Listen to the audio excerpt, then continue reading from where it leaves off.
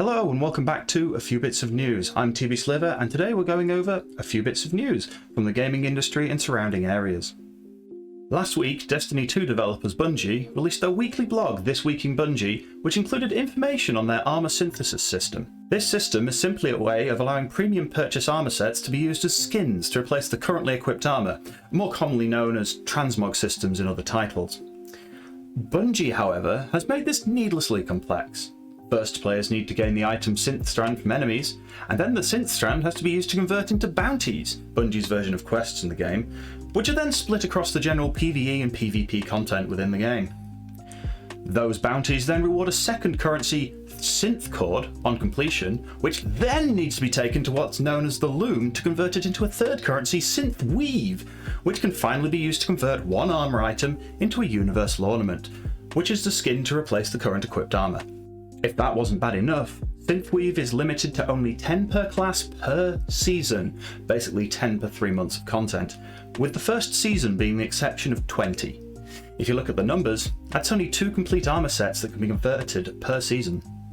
With the game adding at least 1 new armor set per season, and then the yearly armor sets of Crucible, Gambit, Trials, and several expansion armor sets, location sets, and the raid sets, a lot of hard choices will have to be made.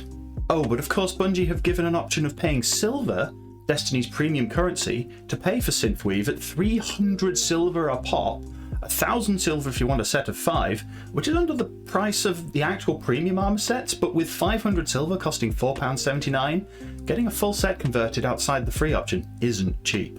To further matters, exotic armor, high-end items which change a class's skills, would not be allowed to be reskinned to reflect the player's current loadouts, and due to technical reasons, Destiny 2's first year of armor sets cannot be converted. To further put salt in the wound, the 2018 and 2019 Solstice of Heroes armor sets will not include their signature glow on conversion, which was the main reason the players paid for these items in the first place. As you can probably tell, the Destiny 2 community are not happy about this, as the much requested and delayed feature has finally been introduced, but neither is it simple nor a short task to do for a soul conversion, and to make matters worse, it's so limiting Bungie actually seems to want the player base to pay extra just for the privilege to convert all their favourite items.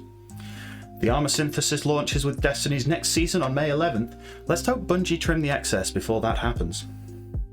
More details have emerged on Apex Legends' next season called Legacy, which releases on May 4th with a whole new battle pass, cosmetics, weapon and map changes, and even a new legend, Kyrie Valkyrie Imahara. But there's something else coming out this season: arenas. Small maps taking environment designs from various places in the larger Apex maps. These pit 2 teams of 3 against each other for several matches to determine the winner. First team to win 2 matches more than the other team wins the game. This comes with the purchases between the rounds of weapons, the same weapons you're familiar with from the main Battle Royale, and several other mechanics you'll be familiar with from other arena shooters. This is definitely a stab at the popular new title Valiant, and looks like Respawn is trying to get further into the esport realm.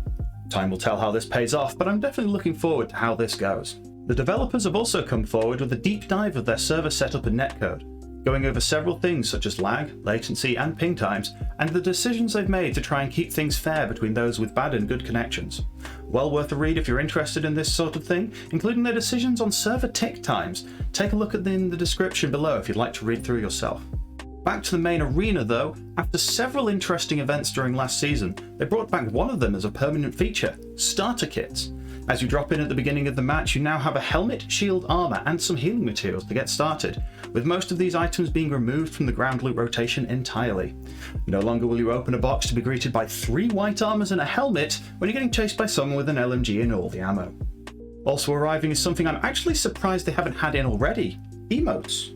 Now you can show off your character skin and do something silly while in game, showing off to your squad mates or taunting the enemies below you, all while not giving you the ability to peek around corners using a new anti-peeking feature which hides characters outside of your line of sight.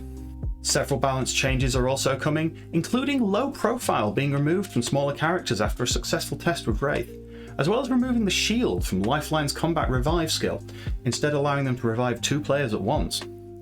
They're also moving several weapons to a new marksman weapon category to cover the no bokeh bow, as well as pulling in the G7 triple take and 30-30 repeater.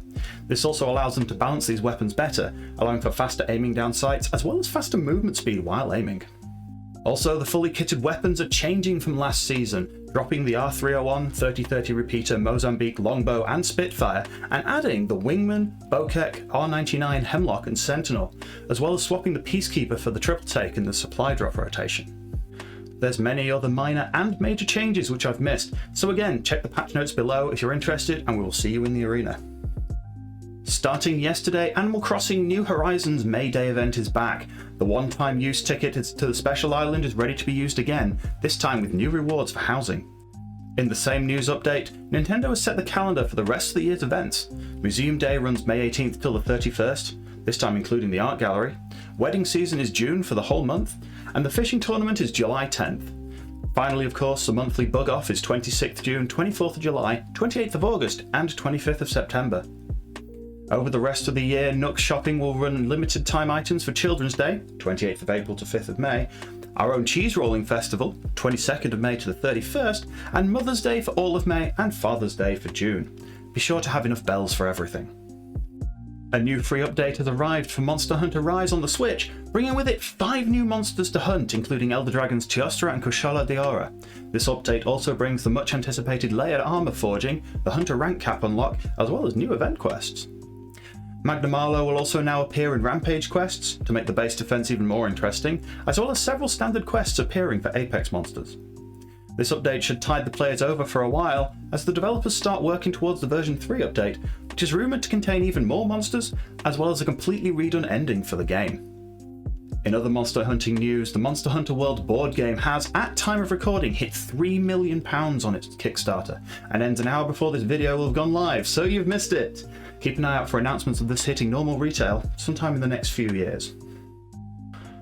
With the Oscars done and dusted for this year, independent video game industry analyst Bungie Sales dropped some interesting numbers via a tweet last week. The Video Game Awards, the annual award show, pulled in a bigger viewership by the Oscars, by a lot. The Oscars pulled in 9.8 million this year, a drop from the 23.6 million in 2020, which is drowned out by the TGAs in 2020 with 83 million, nearly doubling from 45.2 million in 2019. Somewhere Jeff Keighley is happy.